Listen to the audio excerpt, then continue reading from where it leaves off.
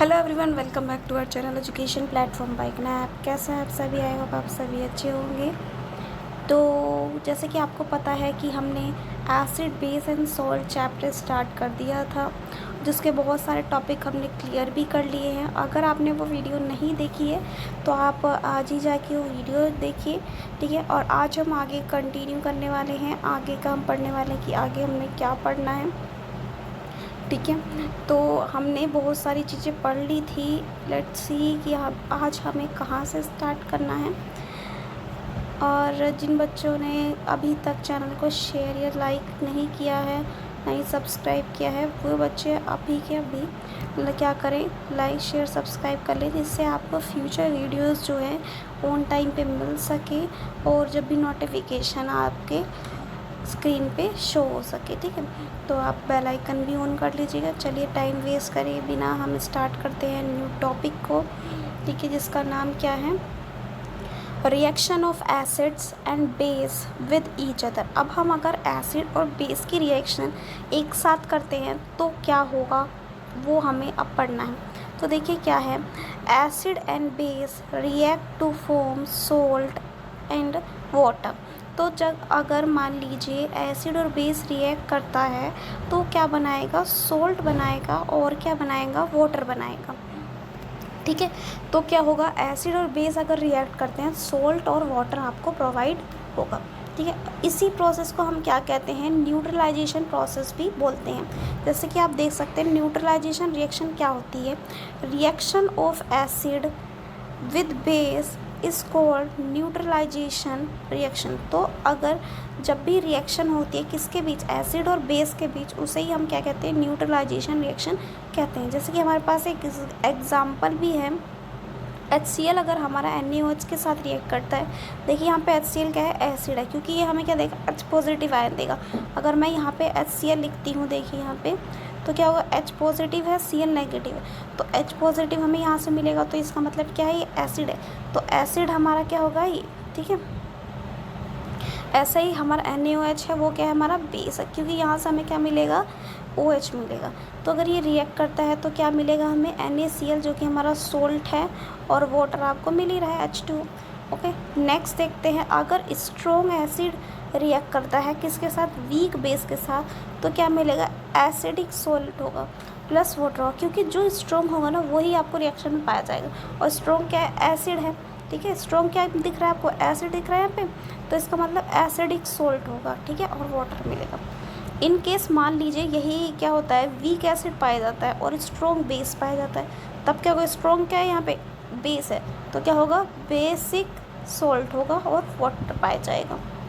Next देखते हैं हमारा क्या है, स्ट्रॉन्ग एसिड है हमारे पास और स्ट्रॉन्ग ही बेस है। अब दोनों ही स्ट्रॉन्ग है, ठीक है, दोनों का लेवल सेम है, तो इसका मतलब वो न्यूट्रल सोल्ट पाया जाएगा और वाटर पाया जाएगा, ठीक है। आई होप आपको इतना समझ में आ गया होगा। नेक्स्ट देखते हैं, नेक्स्ट क्या है, इन केस मान लीजिए वीक एसिड और वीक बेस है, तो दोनों ही इक्वली है, ठीक है। तो दोनों में क्या मिलेगा हमें, न्यूट्रल सोल्ट और वाटर मिलेगा। देखते हैं नेक्स्ट क्या है हमारा, reaction of metallic oxide with acid. अब हम एसिड की रिएक्शन किसके साथ कराने वाले हैं, मेटालिक ऑक्साइड के साथ। तो मेटालिक ऑक्साइड क्या होते हैं, बेसिक इन नेचर होते हैं। कैसे होते हैं, बेसिक इन नेचर होते हैं। एग्जांपल देखिए हमारे CaO, calcium oxide, magnesium oxide, और बेसिक इन नेचर कैसे होते हैं, बेसिक इन नेचर होते हैं। अगर मेटालिक ऑक्साइड एसिड के साथ रिएक्ट करेगा तो सोल्ट एंड वाटर मिलेगा। एग्जाम्पल देखिए, मेटालिक ऑक्साइड हमने लिया है CaO, कैल्शियम ऑक्साइड, हमने एसिड के साथ रिएक्ट किया है, जिसका नाम क्या है, HCl। क्या नाम है, HCl है, उसके साथ रिएक्ट किया, तो हमें क्या मिला, CaCl3, जो कि हमारा सोल्ट है, और वाटर मिला, ठीक है। आई होप आपको क्लियर हो रहा होगा। सारी रिएक्शंस को अच्छे से पढ़ लेना और ये याद रखना है आपको कि क्या चीज़ कब रिएक्ट करेगी तो क्या बनेगा, क्योंकि आपको अगर मान लीजिए इन केस कंप्लीट रिएक्शंस आ जाते हैं इसके बेसिस पे, तो आप इजीली कर पाएंगे, है ना। और रिएक्शंस कब क्या होगा ये भी आपको पता होना चाहिए। अगर मेटालिक मान लीजिए नॉन मेटालिक ऑक्साइड है, वो बेस के साथ रिएक्ट कर रहा है, तो क्या बनेगा, नॉन मेटालिक कैसे होते हैं हमारे, एसिडिक इन नेचर होते हैं। कैसे होते हैं, एसिडिक इन नेचर होते हैं। नॉन मेटालिक ऑक्साइड्स कैसे होते हैं, एसिडिक इन नेचर होते हैं। अगर नॉन मेटालिक ऑक्साइड बेस के साथ रिएक्ट कर रहा है तो क्या बनेगा, सोल्ट एंड वाटर। अब देखिए यहाँ पे नॉन मेटालिक ऑक्साइड क्या है, CaOH का हॉल्ट वाइज, ठीक है। ये रिएक्ट कर रहा है वो किसके साथ, कार्बन डाइऑक्साइड के साथ रिएक्ट कर रहा है, ठीक है। एक minute, non metallic oxide CO2 होगा और मेटालिक बेस हमारा क्या होगा, CaOH का होल्ट वाइज होगा, ठीक है। तो अगर ये रिएक्ट कर रहा है तो क्या मिलेगा, सोल्ट CaCO3 एंड वाटर मिलेगा। ओके, नेक्स्ट देखते हैं रिएक्शन ऑफ एसिड, देखते हैं क्या होगा। Acid plus metallic oxide metallic carbonate gives salt carbon dioxide and water, ठीक है। अगर एसिड मेटल कार्बोनेट के साथ रिएक्ट करेगा तो क्या मिलेगा, salt carbon dioxide and water, ठीक है। इन केस क्या होता है, एसिड मेटल के साथ रिएक्ट करेगा तब क्या मिलेगा, सोल्ट एंड H2, ठीक है। और एसिड मेटल हाइड्रोजन कार्बोनेट के साथ रिएक्ट करेगा तो क्या मिलेगा, salt carbon dioxide and water. अब देखिए अगर एसिड और मेटालिक ऑक्साइड के साथ रिएक्ट करेगा तब क्या मिलेगा, सोल्ट और H2।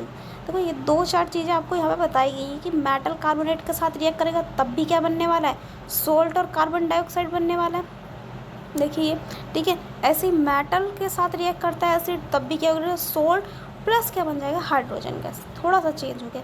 ऐसे मेटल हाइड्रोजन कार्बोनेट के साथ करेगा तो सोल्ट और कार्बन डाइऑक्साइड तो मिलेगा ही, जैसा फर्स्ट में मिल रहा था आपको यहाँ पे, ठीक है। लेकिन बस चेंजेस इतने आ जाएंगे कि इसमें आपको साथ के साथ वाटर भी मिलेगा। ऐसे ही मेटल ऑक्साइड के साथ करेगा तो सेम है, थोड़ा सा डिफरेंस आपका जाता है, सोल्ट तो बन नहीं है, बस आपका कहीं पे वाटर बन रहा है, कहीं पे हाइड्रोजन गैस बन रही है, ठीक है। इतना याद रखना है। नेक्स्ट देखते हैं आपका, नेक्स्ट क्या है, नेक्स्ट है हमारा एसिड बेस के साथ रिएक्ट करेगा, हमें पता है सोल्ट और वाटर मिलेगा, ठीक है। रिएक्शन विद बेस के साथ अगर रिएक्ट करता है तब क्या मिलेगा आपको, बेस प्लस मेटल के देख लेते हैं कि क्या रिएक्शन होती है। अगर बेस मेटल के साथ रिएक्ट कर रहा है तो सोल्ट प्लस हाइड्रोजन गैस आपकी इवॉल्व होगी, मतलब हाइड्रोजन गैस उस रिएक्शन से बाहर निकलेगी, ठीक है। बेस मेटल कार्बोनेट के साथ रिएक्ट कर रहा है तो कोई भी रिएक्शन नहीं होगी, ठीक है, कोई भी रिएक्शन नहीं होगी। यहाँ क्रॉस का मार्क लगा है, इसका मतलब कोई रिएक्शन नहीं होगी। आपको ये रिएक्शन स्पेशली याद रखनी है क्योंकि कई बार आपको कंफ्यूज करने के लिए ऐसी ही चीज़ें दी जाती हैं जो आपको याद ना रहे, ठीक है। क्योंकि मोस्टली बच्चे क्या करते हैं, वो याद रख लेते हैं जो फॉर्म होने वाली होती है, लेकिन जो फॉर्म नहीं होने वाली होती वो उनके माइंड से स्किप हो जाती है, तो वो मोस्ट इम्पॉर्टेंट है, ठीक है। आगे देखिए, बेस मेटल हाइड्रोजन कार्बोनेट के साथ रिएक्ट करेगा तो भी कोई रिएक्शन नहीं होगी, याद रखना, कोई भी रिएक्शन नहीं होगा। रेड क्रॉस लगा रही हूँ जिससे आपको याद रहे, ठीक है। अब देखिए नेक्स्ट, देखिए बेस एसिड के साथ रिएक्ट करेगा तो सोल्ट और वाटर मिलेगा, बेस नॉन मेटालिक ऑक्साइड के साथ रिएक्ट करेगा तो सोल्ट और वाटर। मोस्टली आप देख रहे होंगे कि बेस अगर एसिड के साथ रिएक्ट कर रहा है या फिर नॉन मेटालिक ऑक्साइड के साथ रिएक्ट कर रहा है तो आपको 2 ही चीज़ें मिल रही है, सोल्ट एंड वाटर। अब एक आपकी अलग है, कौन सी, बेस अगर मेटल के साथ रिएक्ट कर रहा है तो सोल्ट और हाइड्रोजन गैस है।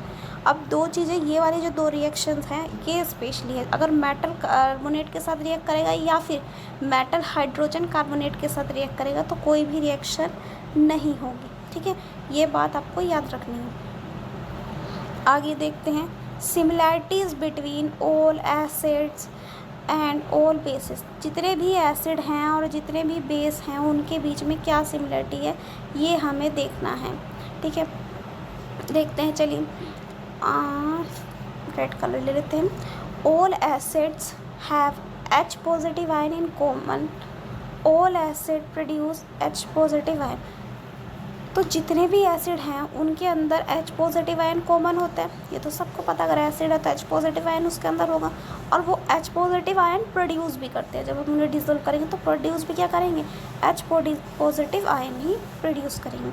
नेक्स्ट देखते हैं, acid produce H positive ions in solution which are responsible for acidic property, तो जो ये H पॉजिटिव आयन फॉर्म होता है ना, इसी की वजह से इसके अंदर क्या होती है, एसिडिक प्रॉपर्टी पाई जाती है। कौन सी प्रॉपर्टी पाई जाती है, एसिडिक प्रॉपर्टी पाई जाती है। नेक्स्ट देखते हैं, all basis have OH negative, मतलब कि हाइड्रोक्सियल आयन होते हैं उनके अंदर, जितने भी बेसिस होते हैं उनके अंदर क्या होते हैं, हाइड्रोक्सियल आयन होते हैं इन कॉमन, वो कॉमन होता है, ठीक है। और इसी वजह से ये क्या होते हैं, हमारे ऑल बेसिस प्रोड्यूस करते हैं OH नेगेटिव आयन, ठीक है। तो ये दोनों ही कॉमन पॉइंट है कि एसिड में क्या होता है, H पॉजिटिव आयन आपको मिलता है और बेसिस में OH नेगेटिव। इन्हीं की वजह से क्या होता है, जब हम इन्हें डिसॉल्व करते हैं तो ये हमें आयन्स पे मिलते हैं। अब देखिए वाटर सॉल्यूशन में क्या होगा, अगर मान लीजिए एसिड हो या बेस हो, अगर हम उसका वाटर सॉल्यूशन करें तो क्या होगा। फर्स्टली देखते हैं, अगर acid produce H positive ion in present of water. अगर मान लीजिए क्या होता है कि हमने एसिड को हमने डिसॉल्व कर दिया किसमें, वाटर में, तो हमें क्या मिलेगा, H पॉजिटिव आयन मिलेगा। ऐसे ही H positive ion can not exist along if they S. तो जितने भी एसिड्स H पॉजिटिव आयन हैं वो आपकी क्या है, सिंगुलरली प्रेजेंट नहीं होते, वो क्या होते हैं, हाइड्रोनियम आयन के फॉर्म में प्रेजेंट होते हैं, जो कि क्या होता है कि H पॉजिटिव आयन और H2O के प्रेजेंस में कंबाइन करते हैं ये दोनों, तो क्या बनता है, हमारा हाइड्रोनियम आयन बनता है। जैसे कि HCl है, वो क्या करता है, वाटर के साथ रिएक्ट करा दें तो हाइड्रोनियम आयन फॉर्म होगा और Cl नेगेटिव। ठीक है, नेक्स्ट देखते हैं, basis when dissolve in water gives OH negative ion. जितने भी बेसिस हैं अगर उन्हें हम वाटर में डिसॉल्व करें तो हमें क्या मिलेगा, OH नेगेटिव आयन मिलेगा। ठीक है, basis soluble in water cold alkali. जितने भी बेसिस वाटर सॉल्यूबल हैं उन्हें हम एल्कली कहते हैं, मतलब कि जितने भी बेसिस पानी में घुल जाते हैं उनका नाम है एल्कली। ठीक है, वेल डाइल्यूटिंग एसिड, जब हम किसी भी एसिड को डाइल्यूट कर रहे होते हैं, मतलब कि डाइल्यूशन कर रहे होते हैं उसका, तो इट इज़ रिकमेंडेड, तो ये बोला जाता है कि that the acid should be added to water and not water to acid. मतलब ये बोला जाता है कि एसिड के अंदर पानी न डालें, पानी के अंदर एसिड को डालना चाहिए। ठीक है, ठीक है, बिकॉज, क्यों डालना चाहिए, reason the process of dissolving a acid और base in a water is highly exothermic. अगर जो हमने ये जो प्रोसेस होता है ना मिक्सिंग का, ये क्या होता है, हाईली एक्सोथर्मिक होता है, मतलब इसमें से हीट बहुत ज़्यादा निकलती है। क्या निकलती है, हीट निकलती है, और वो क्या होता है, डेंजर होता है। इस वजह से हमें हमेशा एक बात याद रखनी चाहिए कि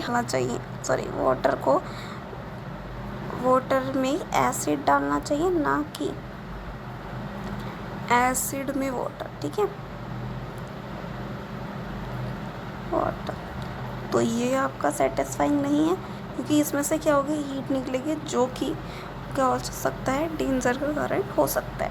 तो आपको क्या करना है, वाटर में एसिड को मिक्स करना है या फिर बेस को मिक्स करना है।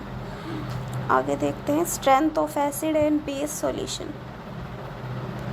फर्स्ट देखिए, स्ट्रेंथ ऑफ एसिड और base can be estimated using universal indicator. तो जो एसिड है और बेस है उसकी स्ट्रेंथ या फिर ताकत को कैसे पहचान सकते हैं, हम यूनिवर्सल इंडिकेटर को यूज़ करके। अब ये यूनिवर्सल इंडिकेटर है क्या, ये देखते हैं। Universal indicator, it is a mixture of several indicator. ये बहुत सारे इंडिकेटर का क्या है, मिक्सचर है। It shows different colour at different concentration of H positive ion solution. तो जो भी सॉल्यूशन है उसमें जो भी हमारी कंसनट्रेशन है किसी H पॉजिटिव आयन की, उसके अलग अलग कलर को दिखाता है, और उससे हमें ये पता चलता है कि वो कितना स्ट्रॉन्ग है या कितना वीक है। नेक्स्ट देखिए, उसमें हमारा पहला इंडिकेटर है pH स्केल। क्या है, pH scale, a scale for measuring H positive ion concentration in A solution. तो ये कैसा स्केल है जो कि H पॉजिटिव आयन की कंसनट्रेशन को डिटरमाइन करता है किसमें, एक सॉल्यूशन में। ठीक है, P is stand in pH stand for potence. और जर्मन वर्ड से एक पोटेंस वर्ड है जो कि जर्मन वर्ड है जिसका मतलब क्या है, पावर। क्या है, पावर। ठीक है, if the pH is equals to 7, मान लीजिए अगर pH जो है हमारा 7 आता है तो इसका मतलब वो न्यूट्रल सॉल्यूशन है। इफ़ क्या है कि pH हमारा लेस देन 7 है तो क्या होगा, एसिडिक सॉल्यूशन होगा। लेकिन अगर pH हमारा मोर देन 7 होता है तो वो क्या हो जाएगा, हमारा बेसिक सॉल्यूशन हो जाएगा। ठीक है, नेक्स्ट देखते हैं, एक मिनट। ओके, तो आज के लिए इतना ही। ठीक है, कल हम देखेंगे इसके आगे का कि क्या है। Okay, good luck for your next video.